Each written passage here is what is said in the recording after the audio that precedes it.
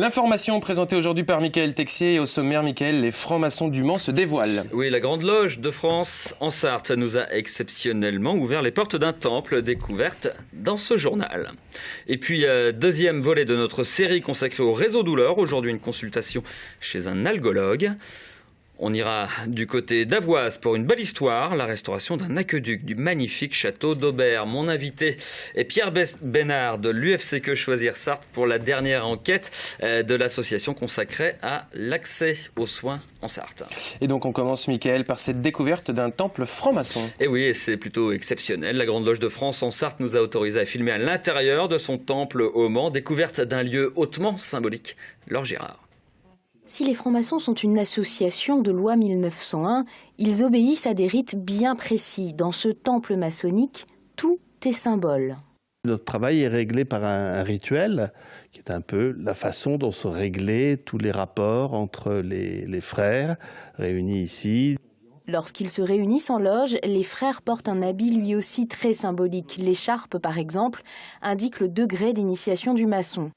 Celui-ci, c'est le décor du premier surveillant et cela représente le fil à plomb qui est le symbole de la rectitude. Plus étonnant, sous ces attributs maçonniques siège une Bible. On ne le considère pas forcément comme un livre religieux, mais comme un recueil d'histoires qui explique beaucoup de choses. Ce qui n'empêche pas les maçons de croire en Dieu s'ils le souhaitent. C'est une des particularités de la Grande Loge de France, une des 4 loges présentes en Sarthe. Les deux seules choses dont on ne parle jamais en loge, c'est la religion et la politique. Donc il n'y a pas de dogme, il y a un principe créateur que chacun peut y mettre ce qu'il veut dans ce principe créateur. Donc certains frères sont chrétiens, certains sont croyants, certains sont agnostiques, mais ce principe créateur, on l'appelle le grand architecte de l'univers, quel qu'il soit. Entre liberté individuelle et rite, depuis le XVIIe siècle, les francs-maçons continuent d'œuvrer en toute discrétion.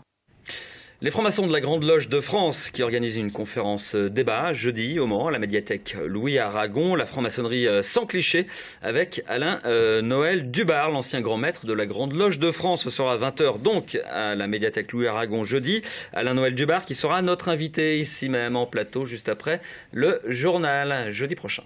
Le Conseil général de la Sarthe prépare ses débats budgétaires. Le débat aura lieu vendredi à l'abbaye de l'Épau avec un chiffre à retenir. C'est le chiffre du jour, 627,7 millions d'euros. Le budget du Conseil général de la Sarthe en 2012 a connu un réajustement à la baisse de 830 000 euros. Le budget serré en ces temps de restrictions budgétaires mais équilibré et plutôt sain. L'avenir est assez dégagé, même si l'horizon s'assombrit selon Jean-Marie Jevaux, président du Conseil général de la Sarthe, en cause notamment l'État qui envisage de retirer 1,5 milliard d'euros de dotation aux collectivités territoriales. Je vous propose d'écouter Jean-Marie Jevaux. Tout cela aujourd'hui s'articule bien, malgré les menaces, malgré les nuages qui s'amoncellent au-dessus de nos têtes sur l'avenir, à la fois des conseils généraux et du Conseil général de la Sarthe, en matière sociale, en matière aussi de dotation de l'État, puisqu'on a des annonces qui sont quand même assez préoccupantes. Et puis, le tout, est-ce que les compétences, on les aura toujours, comment les choses vont évoluer par rapport à la place des conseils généraux dans l'ensemble des collectivités territoriales. Justice maintenant, Michael. 15 mois de prison avec sursis et 40 000 euros d'amende. L'ex-directrice des lycées de Pontlieu et Saint-Charles-au-Mans a été condamnée hier. Le tribunal a rendu sa décision dans cette affaire de détournement de 430 000 euros. Le mari de la directrice écope lui de 10 mois de prison avec sursis. Son fils de 4 mois, toujours avec sursis. La comptable de l'établissement a, elle, été condamnée aussi à 3 mois de prison avec sursis. Et on poursuit avec l'image d'une nuit très noire. Oui, une nuit très noire. C'était hier au Mans. Un bug qui serait à l'origine d'une panne d'éclairage public dans tout le quartier nord-ouest de la ville.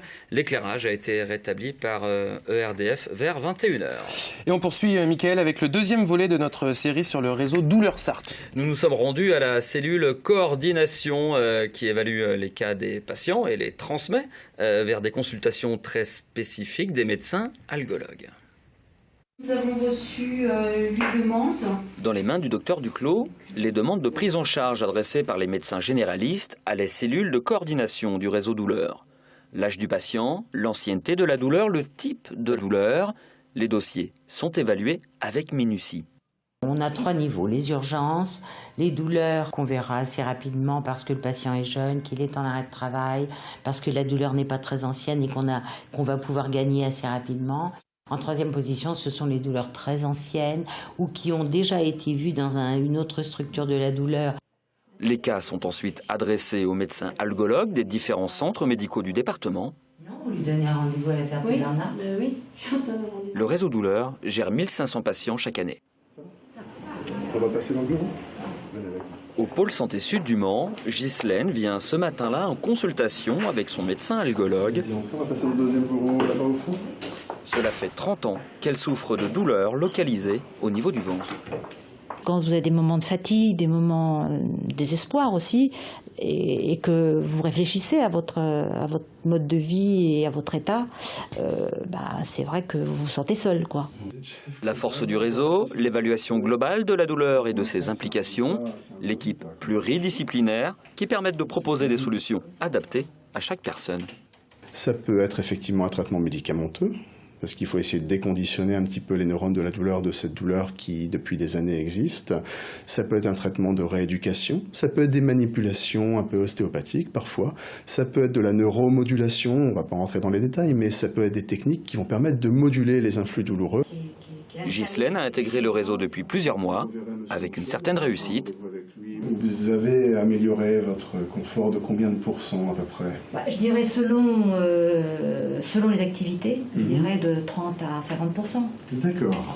Des solutions ont pu être trouvées pour Ghislaine, mais pour les cas les plus difficiles, le dossier sera transmis à la réunion interdisciplinaire, une réunion mensuelle de spécialistes de la douleur.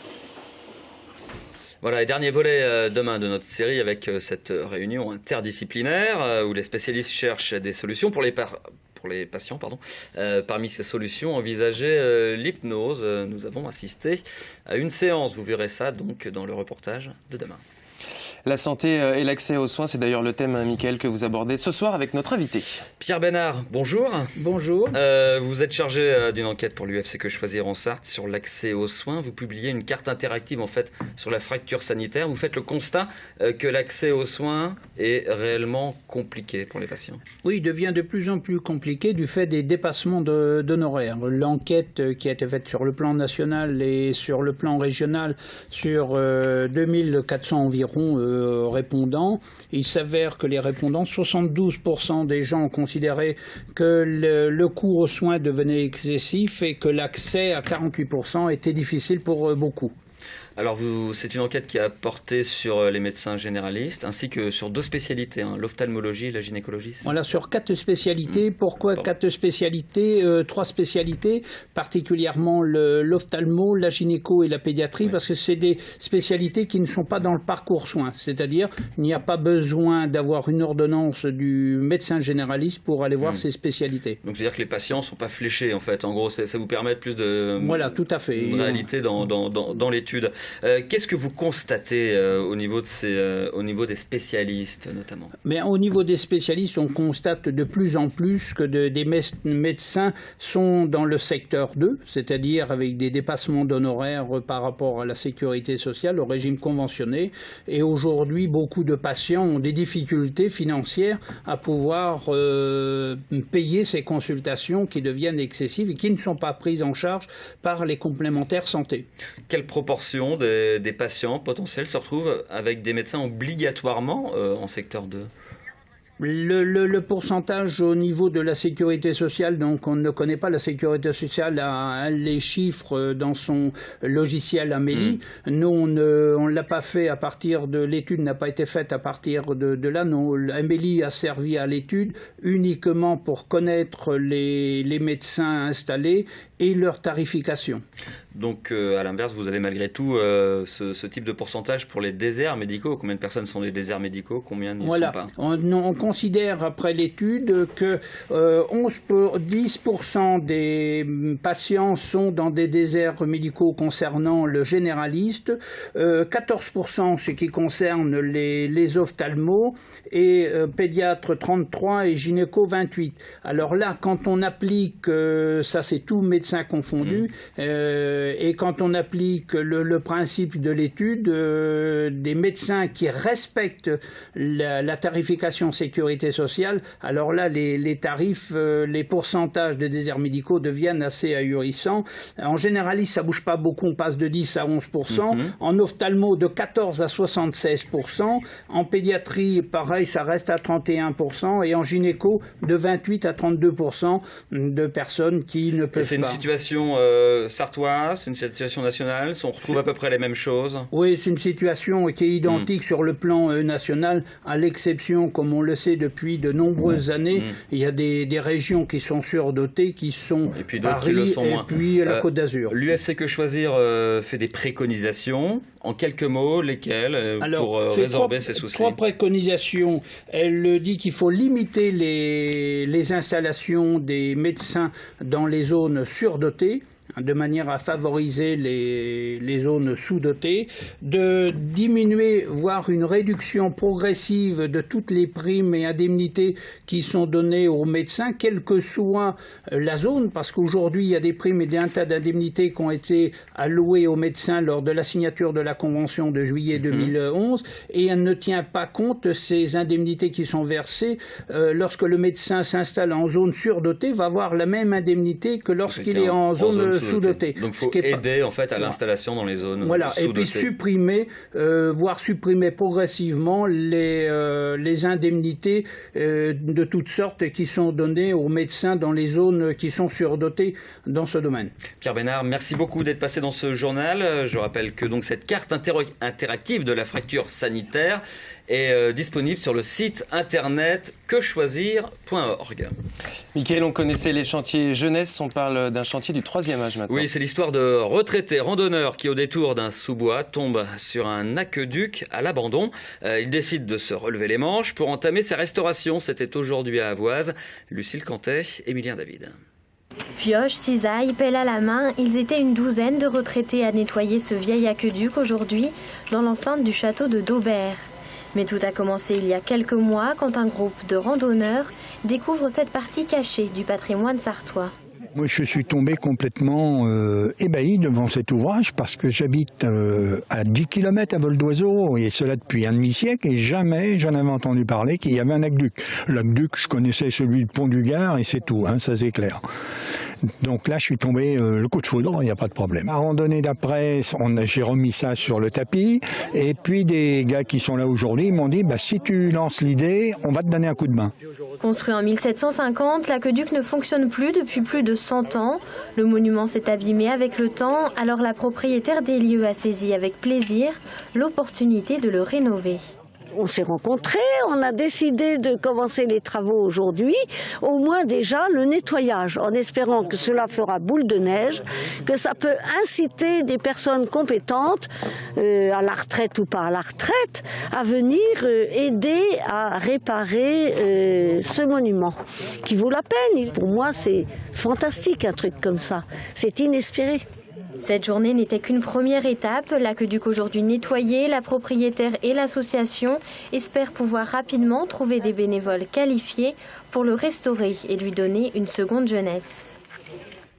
Voilà, c'est la fin de ce journal. Merci à vous de l'avoir suivi. Retour de l'info sur LMTV. Demain, à 18h30, l'info sera présentée par Laure Girard. À signaler également l'actu vue par les entrepreneurs avec Pascal Brulon. Pascal Brulon qui recevra Stéphane Galibert, le président du MEDEF. Il sera notamment question du coût du travail. Et nous, dans quelques minutes, ce sera l'actu vue par les politiques. Notre invité ce soir, Patrice Perdereau du Parti de gauche et adjoint au maire du Mans en charge de la petite enfance.